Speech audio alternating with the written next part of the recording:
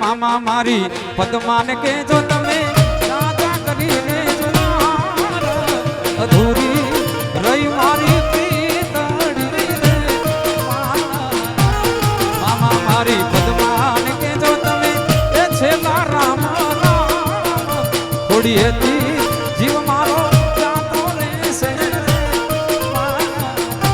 એ મામા ઈ તો જોશે નહીં તો રોશે આવું જરૂર કે દેખી જોશે આટડી રે એ જરૂર કે દેખી જોશે આટડી